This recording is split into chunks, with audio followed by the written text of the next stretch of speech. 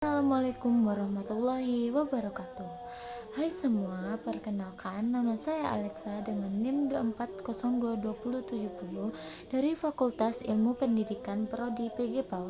Tujuan saya membuat video ini adalah untuk memenuhi tugas dengan mata kuliah pengantar coding dengan Bapak dosen II Permana STMT. Selamat menyaksikan. Nah, yang pertama adalah sistem komputer dan pemrograman komputer. Untuk memerintah komputer dan bahasa pemrograman ini merupakan suatu himpunan dari aturan sintak dan semantik yang dipakai untuk mendefinisikan program komputer. Nah, ada juga fungsi bahasa pemrograman, yaitu memerintah komputer untuk mengolah data sesuai dengan alur berpikir yang kita inginkan. Nah, selanjutnya kelompok bahasa pemrograman. Yang satu, Object Oriented Language, yang contohnya Visual Basic, Visual C, dan Java. Nah, bahasa-bahasa ini fokus pada konsep objek dan pewarisan. Yang kedua, High Level Language, contohnya adalah Pascal dan Basic. Bahasa-bahasa ini lebih mudah dipahami oleh manusia dan memiliki tingkat abstraksi yang tinggi. Yang ketiga, Middle Level Language, contohnya adalah bahasa kontrol. Bahasa ini memiliki tingkat abstraksi yang lebih rendah daripada High Level Language dan memiliki kemampuan untuk mengakses hardware secara langsung. Yang keempat, Low Level Language, contohnya adalah bahasa assembly. Bahasa ini sangat dekat dengan bahasa mesin dan digunakan untuk pemrograman yang lebih mendekati level hardware.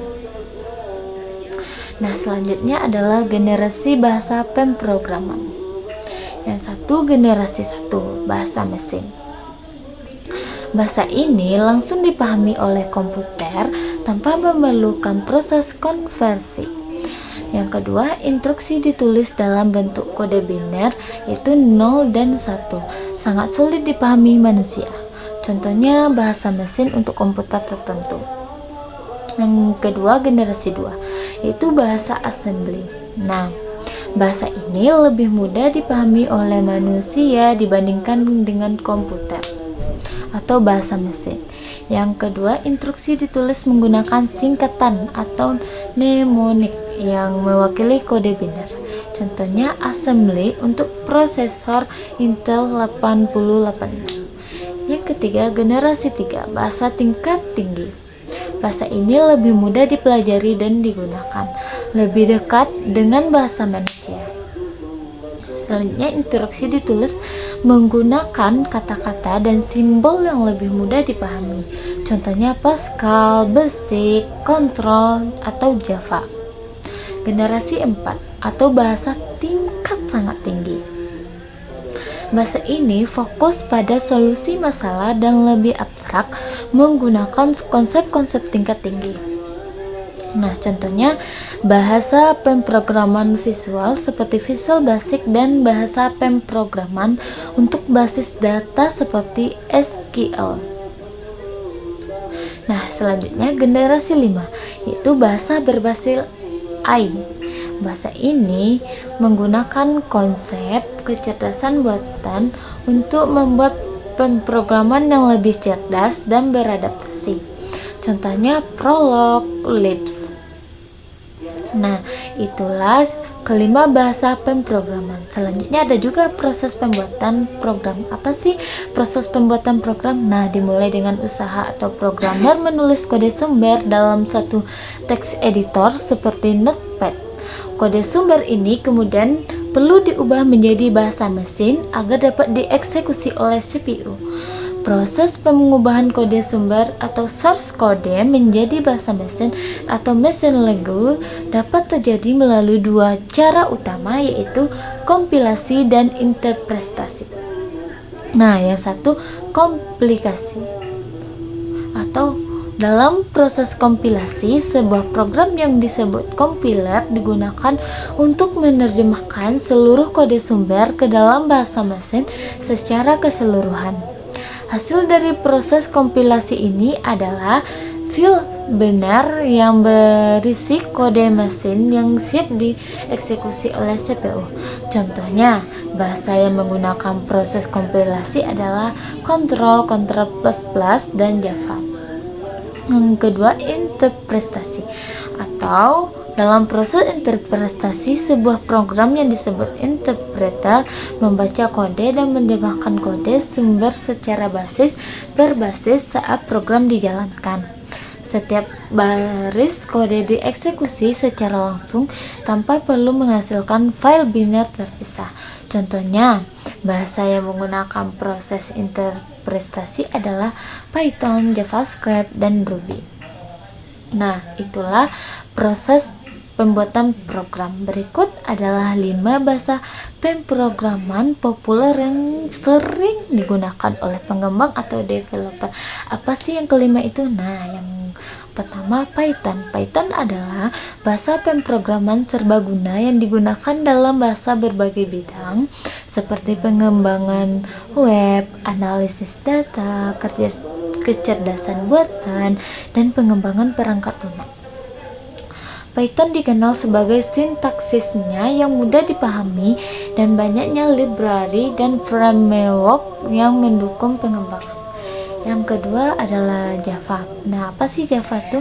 Java adalah bahasa pemrograman yang banyak digunakan dalam pengembangan perangkat lunak, aplikasi web, dan perangkat mobil. Java dikenal karena portabilitasnya yang tinggi dan dukungannya terhadap pemrograman berorientasi objek. Yang ketiga, JavaScript, yaitu bahasa pemrograman yang digunakan untuk pengembangan aplikasi web interaktif dan dinamis. Nah, JavaScript banyak digunakan untuk membuat efektif interaksi pada halaman web, validasi formulir, dan pengembangan aplikasi web berbasis Node.js 4 Control. Nah, apa sih kegunaan kontrol? Nah, kontrol adalah salah satu pemrograman tertua yang masih populer saat ini. Kontrol digunakan dalam pengembangan sistem operasi, perangkat lunak, sistem, dan aplikasi embedded karena performa dan kecepatan eksekusi yang tinggi. Yang lima, Control++. Nah, Control Plus ini merupakan pengembangan dari bahasa C menambahkan fitur pemrograman berorientasi objek. Control plus digunakan dalam pengembangan game, aplikasi desktop, sistem operasi, dan aplikasi real time karena kemampuannya dalam mengelola sumber daya secara efisien.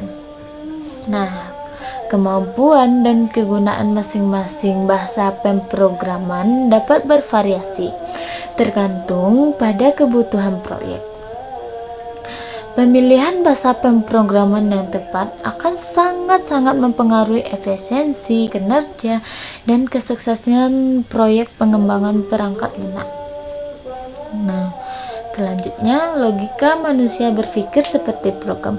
Apa sih maksudnya logika manusia berpikir seperti program? Nah, logika manusia berpikir seperti program adalah logika berasal dari kata logos yang bermakna hasil nalar yang diutarakan dalam kata dan dinyatakan dalam bahasa.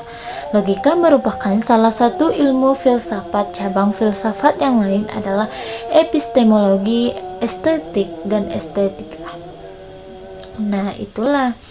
Yang pertama adalah logos, seperti yang saya sebutkan tadi, yaitu logos dalam bahasa Yunani berarti kata atau alasan. Logika pada dasarnya adalah studi tentang penalaran yang valid dan bagaimana kita dapat mengidentifikasi argumen yang benar dan salah. Penalaran, apa sih penalaran itu? Penalaran adalah manusia berpikir secara logis dengan menggunakan premis-premis pernyataan yang dianggap benar untuk menarik kesimpulannya.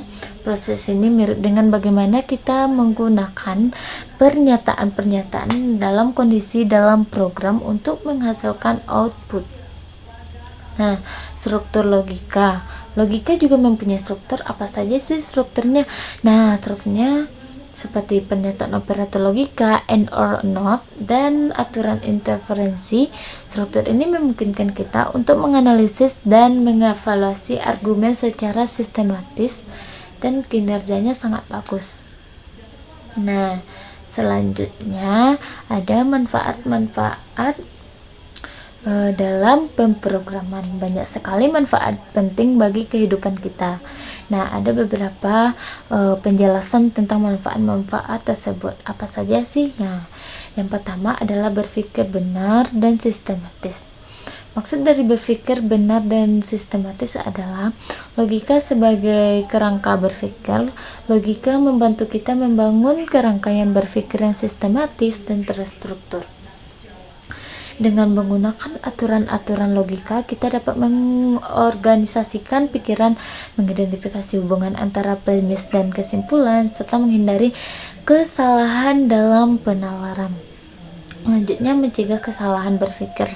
Itu logika membantu kita mengidentifikasi dan menghindari kesalahan umum dalam berpikir, seperti generalisasi berlebihan, asumsi yang tidak berdasar, dan argumen yang tidak valid. Selanjutnya, keputusan yang lebih baik. Nah, dengan berpikir logis, kita dapat membuat keputusan yang lebih baik berdasarkan informasi yang akurat dan penalaran yang valid. Nah, yang kedua adalah mengasah daya pikir. Nah, dalam mengasah daya pikir, kita dapat meningkatkan ketajaman penalaran, yaitu mempelajari logika, melatih kemampuan kita untuk menganalisis informasi, mengidentifikasi pola, dan menarik kesimpulan yang tepat. Kemampuan memecahkan masalah. Nah, logika membantu kita dalam memecahkan berbagai masalah, yang lebih efektif dan terstruktur. Kita dapat mengidentifikasi akar masalah tersebut, apa sih akar masalah dari ini, dan ada solusi yang logis untuk penyelesaiannya. Selanjutnya, kreativitas. Logika juga membantu dalam pengembangan kreativitas. Dengan berpikir logis, kita dapat menemukan cara-cara baru untuk melibatkan masalah dan melihat masalah itu tersebut dan menghasilkan solusi yang inovatif. Yang ketiga, berkomunikasi secara efektif. Nah, komunikasi yang jelas dan terstruktur akan membantu logika kita berkomunikasi dengan jelas dan terstruktur. Dengan menggunakan bahasa yang tepat dan logika yang valid, kita dapat menyampaikan ide-ide dan argumen kita dengan lebih mudah dan dipahami oleh orang lain. Oke, sekian. Terima kasih. Assalamualaikum warahmatullahi wabarakatuh.